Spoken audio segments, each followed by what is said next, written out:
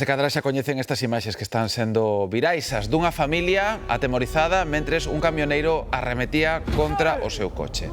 Pois ben, hoxe podemos ensinarlles outro vídeo grabado dende o propio camión, fíxense.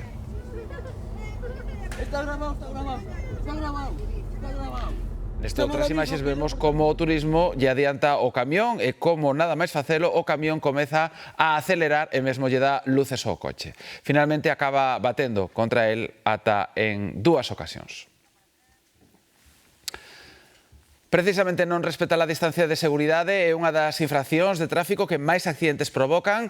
A cuestión é: cal é a distancia axeitada e que podemos facer se ven detrás de nós un vehículo moi pegado? Alejandro Álvarez. Pois o primeiro de todo é, ás veces non é doado, hai que manter a calma, despois abandonar a vía para librarnos do coche que vai detrás de nosa e, por suposto, avisar as autoridades. No caso de que o condutor vai acompañado, é aconsellable gravalo todo porque iso pode facilitar moito a investigación. No tocante á distancia de seguridade, como depende moito da estrada e tamén da velocidade, pero por norma hai que deixar unha distancia mínima que nos permita frear de emerxencia sen bater co vehículo que vai diante nosa. Case 2 de cada 10 condutores din que non sempre cumpren con esta normativa. Nun caso de acoso, como deste camioneiro, eses comportamentos poden acarrexar ata 2 anos de prisión, tamén sancións económicas e a retirada de varios puntos do carné de conducir. Non va a acelerar, me cago en... ¡Acelera, mamá! ¡No va a acelerar, por favor!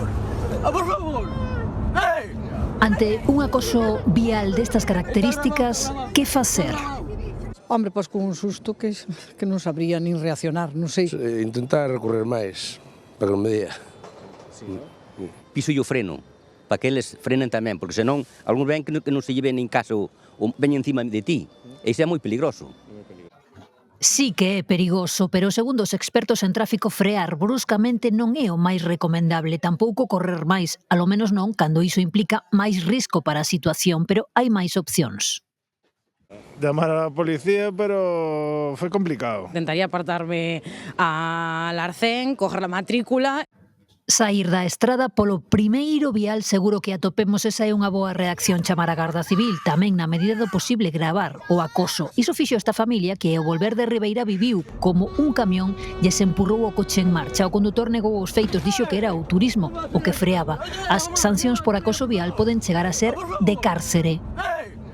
Non manter a distancia de seguridade, iso equivale á retirada de 4 puntos, é unha infracción grave, pero ademais, se poñemos en risco a vida de outra persona, iso xa pode ir por vía penal, co cual aí pode incluso acarrear, pois podría ser aproximadamente de uns 6 meses de prisión a 2 anos, ou intervención do meu permiso de conducir de 1 a 6 anos.